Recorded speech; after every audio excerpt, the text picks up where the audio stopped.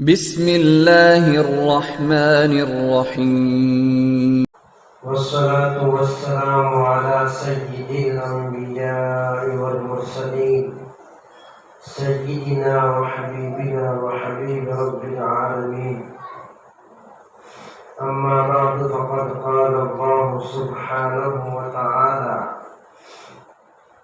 يا أيها الذين آمنوا اتقوا الله حق تقاته ولا تموتن إلا وأنتم مسلمون وقال النبي صلى الله عليه وسلم أكمل المؤمنين إيمانا أحسنهم خلقا وخيارهم خياركم لأهله أو كما قال عليه الصلاة والتسليم.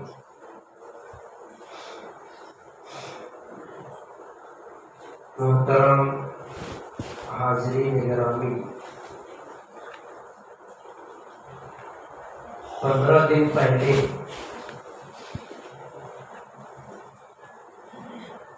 اس عنوان پر بات کی گئی تھی کہ بیویوں پر شوہر کے کیا حقوق ہیں، اور یہ کہا گیا تھا کہ اس کے آگے شوہر پر بیوی کی کیا حقوق ہے اس کو بیان کیا جائے گا. یہ لگاتار حقوق کا سلسلہ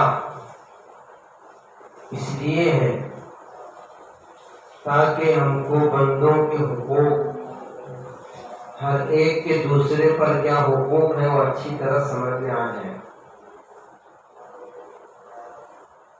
جس طرح سے بیویوں پر شوہر کے بہت سارے حقوق ہیں، جیسا کہ گزشتہ آپ لوگوں نے سنا، ایسے ہی شوہر پر بھی بیوی کے حقوق ہیں. جب دونوں ایک دوسرے کے حقوق کو ادا کریں گے تب زندگی خوشگوار ہوگی، تب اس کو کہیں گے کہ خوشگوار ازدواجی زندگی. آج کل جو گھر گھر میں جھگڑے ہیں، نا اتفاقیاں ہیں، اس کی سب سے بڑی وجہ یہی ہے کہ ایک دوسرے کے حقوق سے کوتاہی ہے. جہاں پر حقوق ادا ہوں گے وہاں پر کوئی نا اتفاقی ہوگی ہی نہیں. شریعت نے، اسلام نے ایسا راستہ اور ایسا طریقہ بتایا ہے.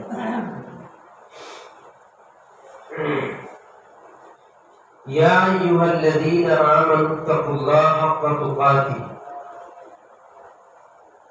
مجلس نکاح میں جب ہم لوگ ہوتے ہیں تو وہاں پر خطبہ پڑھنے والا یہ آیت خطبے کے اندر ضرور پڑھتے ہیں: اے ایمان والو، اللہ سے ڈرو. نکاح ہو رہا ہے اور نکاح کے موقع پر یہ آیت پڑھی جاتی ہے: اے ایمان والو، اللہ سے ڈرو. کتنا ڈرو؟ حق تقاتہ، جتنا ڈرنے کا حق ہے، جتنا تقوی اختیار کرنے کا حق ہے اتنا تقوی اختیار کرو. اور جب تمہیں موت آئے تو اس بات کی کوشش کرو کہ نہ مرو مگر اسلام پر، یعنی مسلمان ہو کر ہی مرو. کہیں ایسا نہ ہو کہ مرنے کے وقت تم اسلام سے پھر جاؤ. یہ اس آیت کا ترجمہ ہے. ہم لوگ غور کریں تو نکاح کے موقع پر یہ آیت کیوں پڑھی جاتی ہے؟ جبکہ نکاح تو خوشی کا موقع ہے. وہاں پر یہ کہا جا رہا ہے کہ اللہ سے ڈرو، تقوی اختیار کرو.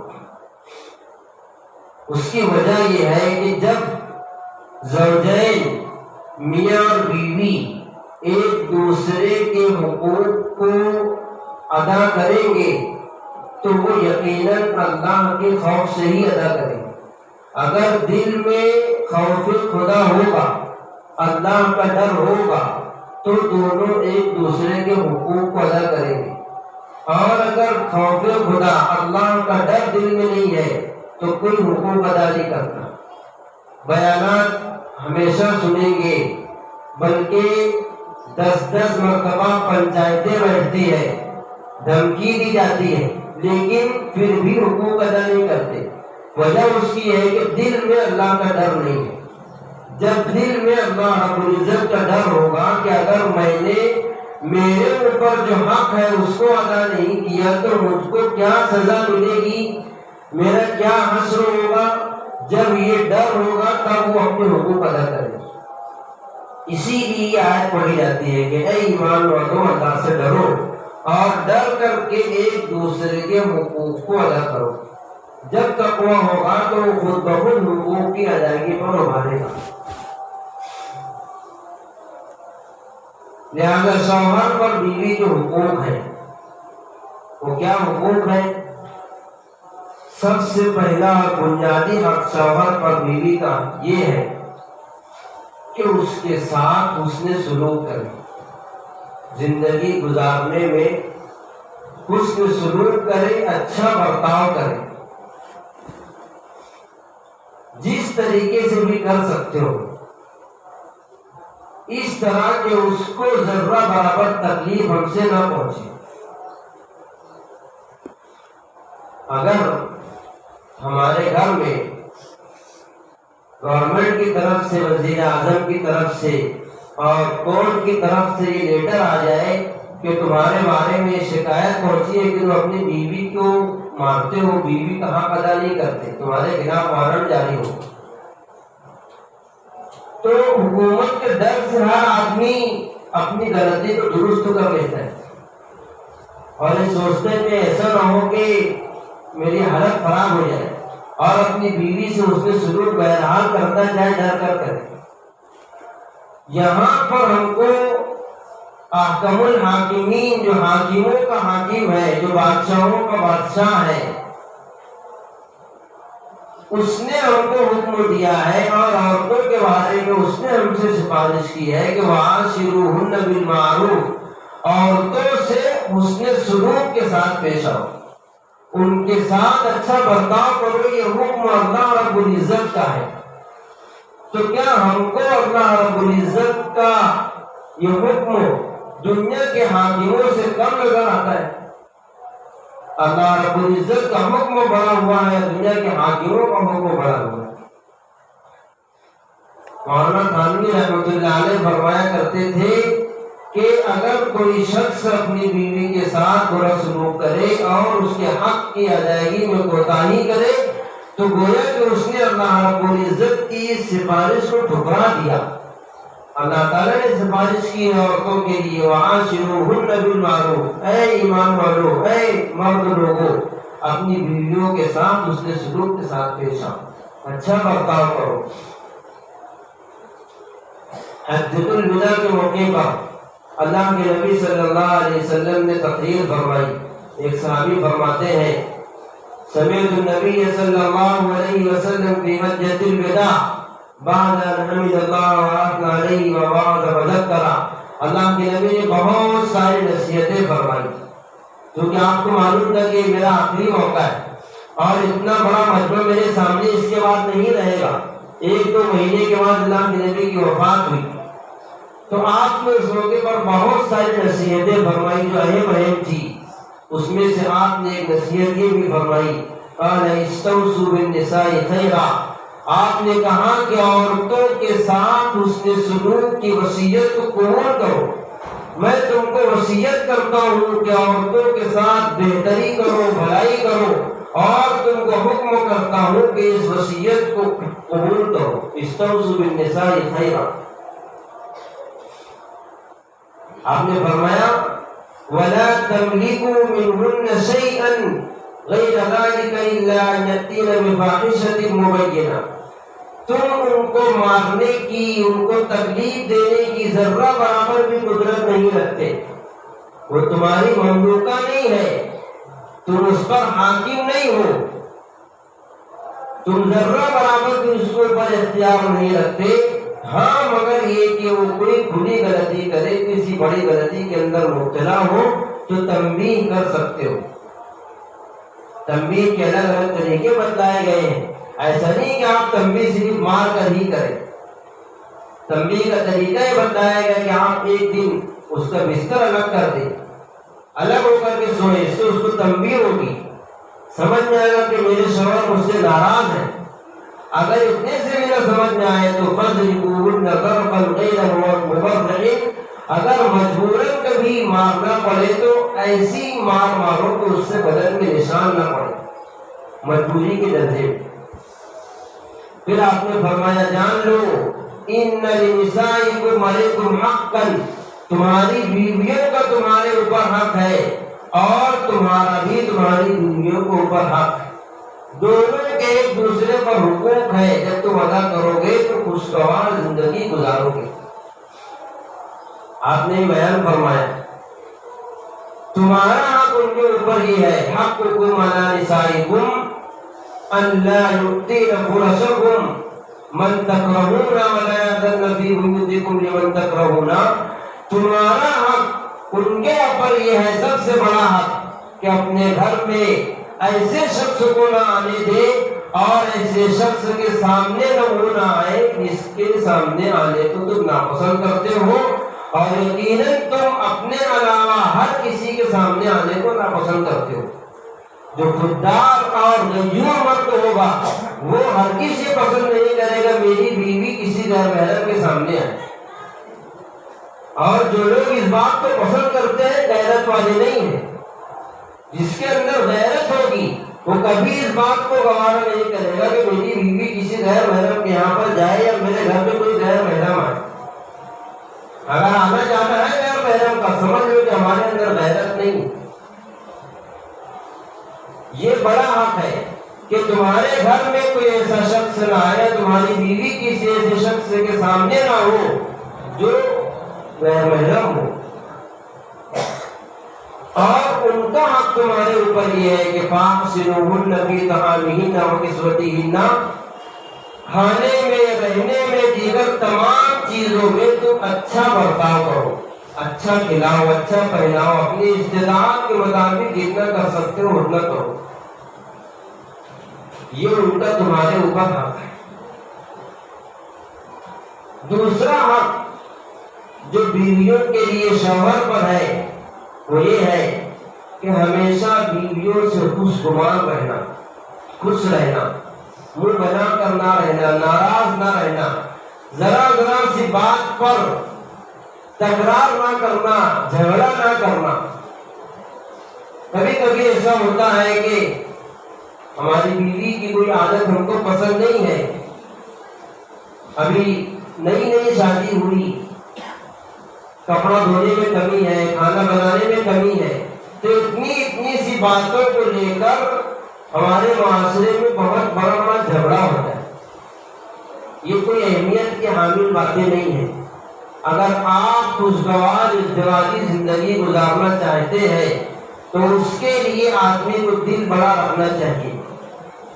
معمولی غلطیوں کو پکڑ کر اگر آپ تکرار کریں گے تو کبھی بھی خوشگوار زندگی نصیب نہیں ہوگی۔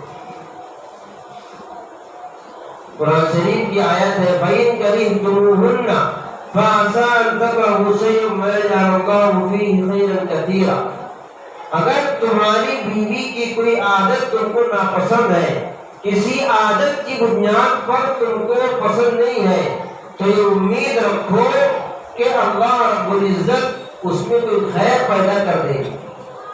تم اس کو فی الحال غلط سمجھ رہے ہو اور یہ سمجھ رہے ہو کہ یہ میرے لیے خیر نہیں ہے، لیکن اللہ رب العزت نے ممکن ہے اسی کے اندر کوئی خیر رکھی ہو، آگے آپ کی نسلوں کے لیے بھلائی کا ذریعہ ہو، اچھی تربیت کرنے کا ذریعہ ہو، آپ کے بچوں کو اچھا ایمان اور اسلام اور دین سکھانے کا ذریعہ بنے۔ یہ حدیث شریف میں اللہ کے نبی صلی اللہ علیہ وسلم نے ارشاد فرمایا لا یفرق مؤمن مؤمنۃ، کوئی شوہر اپنی بیوی سے ہلکی بات پر ناراض نہ ہو۔ کیوں؟ کبھی بھی ایسا نہیں ہوگا کہ کسی عورت میں ہر چیز غلط ہی ہو، ایسا نہیں ہے۔ اگر 50% چیزیں غلط ہوگی تو 50% اچھائیاں بھی ہوگی، کبھی کم کبھی زیادہ، لیکن ایسا تو نہیں ہوگا کہ ہر چیز بری ہی ہو۔ ہم اپنی بیوی کی غلطی اور برائی کو دیکھنے کے وقت ایک بار اپنے اوپر نظر ڈال لیں، کیا میں 100% پارسا ہوں؟ کیا میں تمام غلطیوں سے پاک ہوں کہ اس کی ایک چیز پر گرفت کروں؟ جہاں پر کوئی چیز غلط دیکھی وہاں پر ٹوک دی. بار بار ٹوکنے سے بیوی کے دل سے بھی شوہر کی اہمیت نکل جاتی ہے. وہ بولے کہ اس کا تو کام ہی یہی ہے دن بھر ٹوک ٹاک کرتے رہے. تو معمولی چیزوں پر گرفت کرنے سے ہماری اہمیت بھی نکل جائے گی اور بہت زیادہ تکرار و مباحثہ بھی ہوگا. آپ نے فرمایا ان کریہ منہا شیئا رضی منہا آخر. اگر تم اس کی کسی صفت سے کسی خصلت سے ناراض ہو جاؤ تو یہ سمجھ لو کہ کسی چیز سے تم راضی بھی ہو جاؤ گے. اگر اس نے تم کو اپنی ایک چیز سے تکلیف پہنچا دی تو تم یہ سمجھو کہ مجھے راحت بھی تو دیتی ہے. مثال کے طور پر کسی دن آپ نے کپڑا پہنا اور کپڑے میں کوئی داغ لگا ہوا ہے. اب آپ برس پڑے کہ دھونا نہیں آتا ہے, کپڑے میں داغ لگا ہوا ہے. اب آپ یہ نہیں سوچ رہے کہ وہ 1 سال سے آئی ہے اور 1 سال میں اس نے ہمیشہ اچھے کپڑے دھوئے, ایک دن خراب کر دیا تو آپ نے 1 سال کے اچھے کام کو بھلا دیا اور 1 دن کی غلطی کو پکڑ لی. ہر دن کھانا صحیح پکتا ہے, 1 دن کھانے میں اونچ نیچ ہو گئی, مرچ تیز ہو گئی, نمک زیادہ ہو گیا. اب آپ نے ہمیشہ اچھا کرنے کو بھلا دیا, صرف 1 دن کی غلطی کو پکڑ لی. آپ یہ نہیں سوچے کہ ہمیشہ تو اچھا ہوتا ہے, 1 دن غلطی سے کیا ہو. تو گھر کا اچھا نظام چلانے کے لیے آدمی کو دل بڑا رکھنا چاہیے. خوشگوار زندگی کے اصولوں میں یہ ہے کہ آدمی کا دل بڑا رہے, معمولی غلطیوں پر جھگڑا نہ کرے, تکرار نہ کرے. یہ بیوی کے حقوق میں سے دوسرا حق ہے کہ ہمیشہ اس سے خوشگوار رہنا, اچھا برتاؤ کرنا. تیسرا حق جو شوہر پر بیوی کے لیے ہے وہ یہ ہے کہ عفو درگزر اور غصہ نہ کرتے ہوئے زندگی گزارنا. عفو درگزر کی, معاف کرتے ہوئے. کوئی غلطی ہو جائے آپ اس کو معاف کر دیں. اس سے کیا ہوگا, ایک دوسرے کے دل میں محبت بڑھے گی اور وہی ذریعہ بنے گی اچھی اور خوشگوار زندگی کے گزارنے کا. آپ یہ سمجھیں کہ میری بیوی بالکل سیدھی ہو جائے, ایسا کبھی نہیں ہوگا.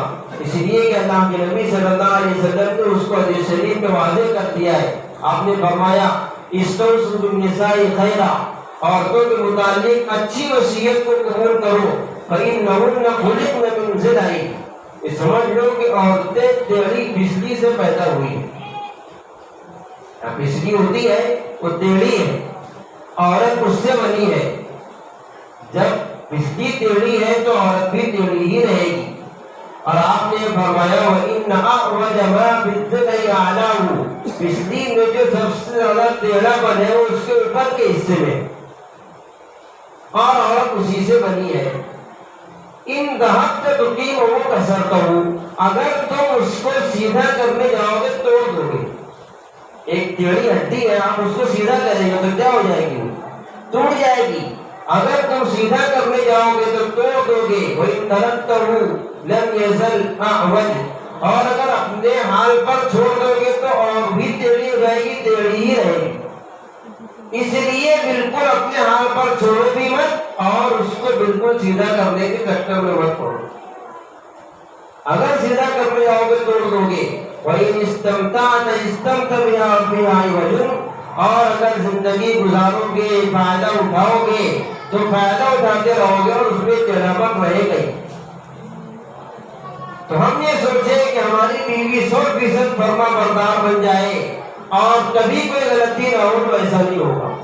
ویسے تو ہم بھی نہیں ہیں.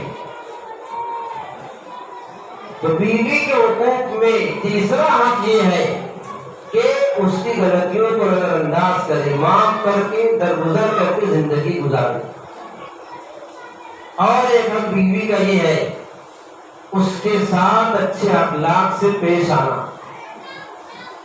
جو جتنا گھر میں اچھے اخلاق سے پیش آئے گا وہ اتنا زیادہ بہتر مرد مومن. اللہ کے نبی صلی اللہ علیہ وسلم کی حدیث ہے اکمل المؤمنین ایمانا احسنهم خلقا, سب سے کامل ایمان والے وہ ہیں جن کے اخلاق اچھے ہوں. کامل اور مکمل ایمان والے وہ لوگ ہیں جن کے اخلاق اچھے ہوں، اس نے اخلاق کے حامل ہو. وَخِيَارُكُمْ خِيَارُكُمْ لِأَهْلِهِ، اور جان لو تم سب میں سب سے بہتر مرد وہ ہے جو اپنے گھر والوں کے لیے بہتر ہو. بہتری کا معیار کیا ہے؟ ہم بہتر ہیں، اچھے ہیں، برے ہیں، اس کا معیار آپ نے بیان کیا. خِيَارُكُمْ خِيَارُكُمْ لِأَهْلِهِ، تم میں بہتر مرد وہ ہے جو اپنے گھر والوں کے لیے بہتر ہو. ہمارا حال یہ ہے کہ ہم باہر والوں کے لیے تو بہت بہتر ہیں، دوست احباب میں، باہر کام کاج میں سب سے خوش اخلاقی سے پیش آتے ہیں. جہاں گھر گئے وہاں منہ بنا، گھر میں جاتی جھگڑا شروع ہوتا ہے. تو باہر والوں کے لیے آپ بہتر ہیں کہ نہیں ہے، یہ آپ کی بہتری کا معیار نہیں ہے. بہتری کا معیار یہ ہے کہ آپ گھر والوں کے لیے بہتر ہو.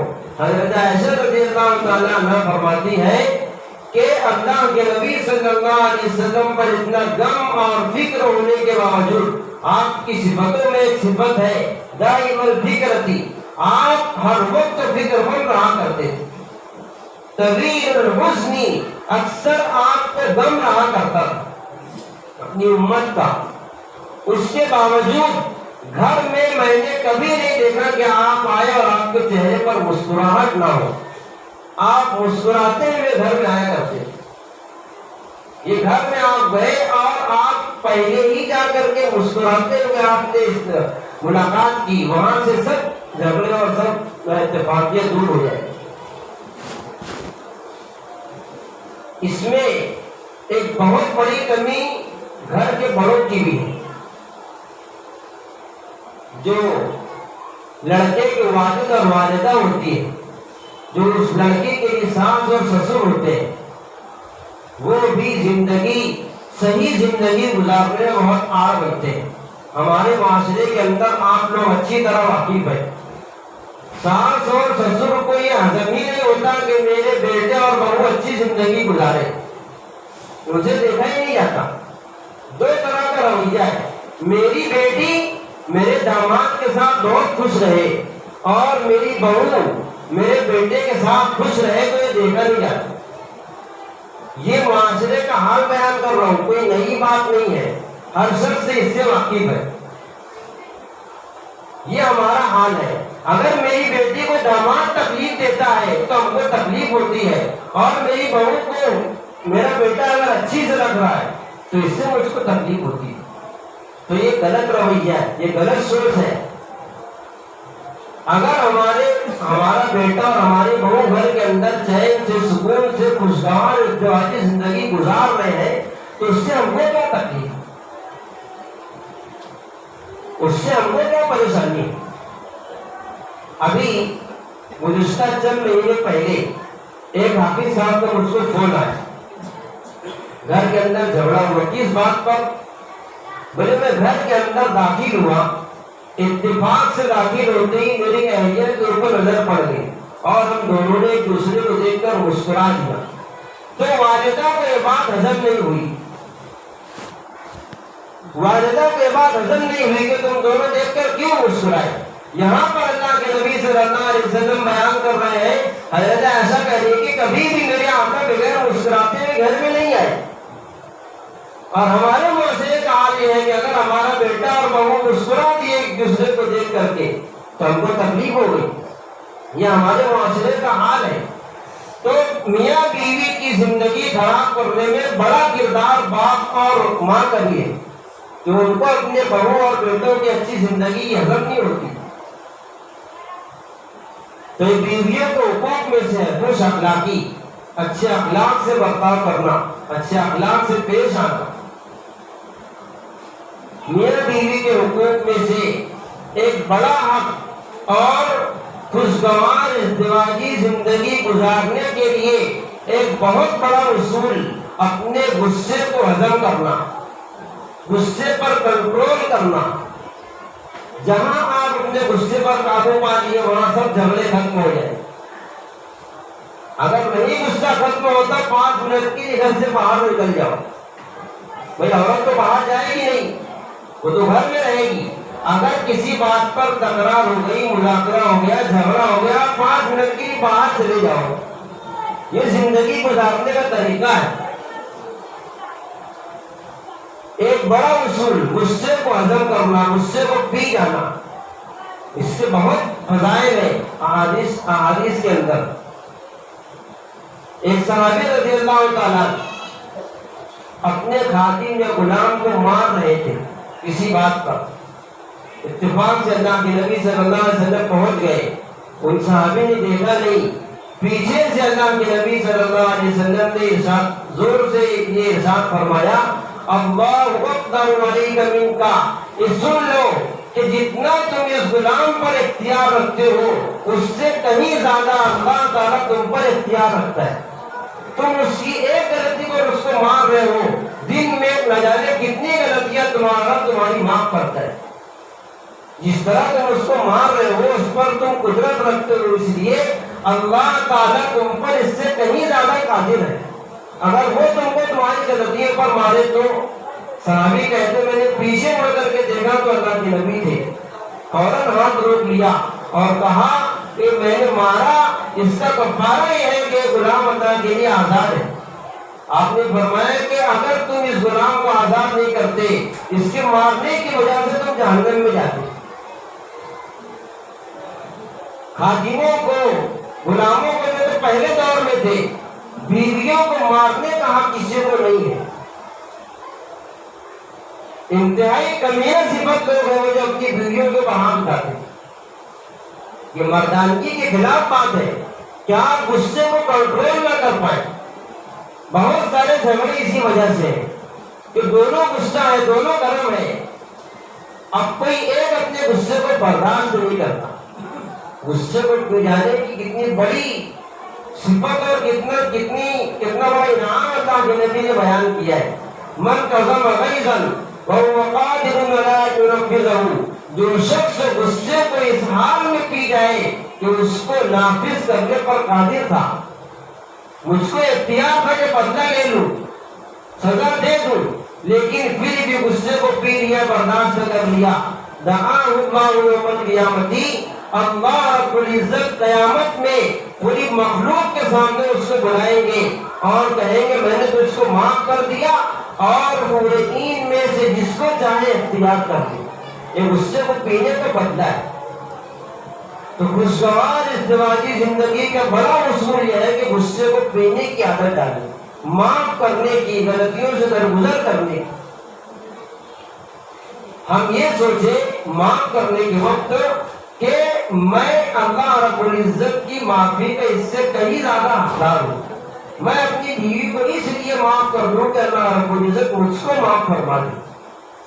حضرت ابوبکر صدیق رضی اللہ تعالیٰ آپ کے رشتہ دار صحابی ہے، بدرین میں سے ہے، مصطح ابن اثاثہ رضی اللہ تعالیٰ.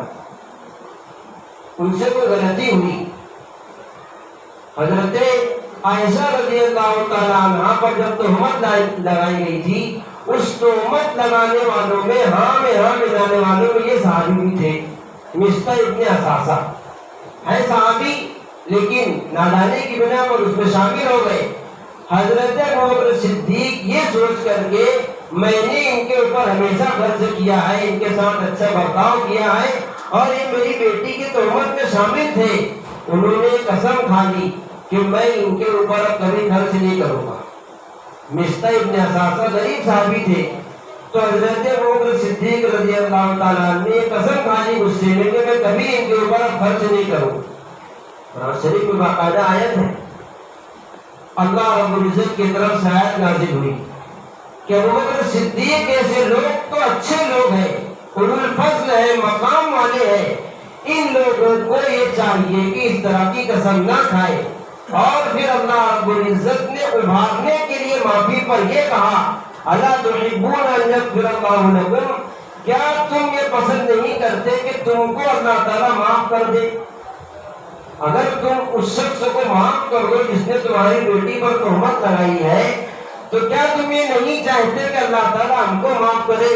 حضرت ابوبکر صدیق رضی اللہ تعالیٰ فوراً آیت نازل ہوتے ہی کہا کہ میں تو اس کا بڑا شوق رکھتا ہوں کہ اللہ تعالیٰ میری مغفرت فرمائے میں اپنی قسم کو توڑتا ہوں، اس سے رجوع کرتا ہوں اور پھر بات اسی طرح کا سلوک کرنے لگی۔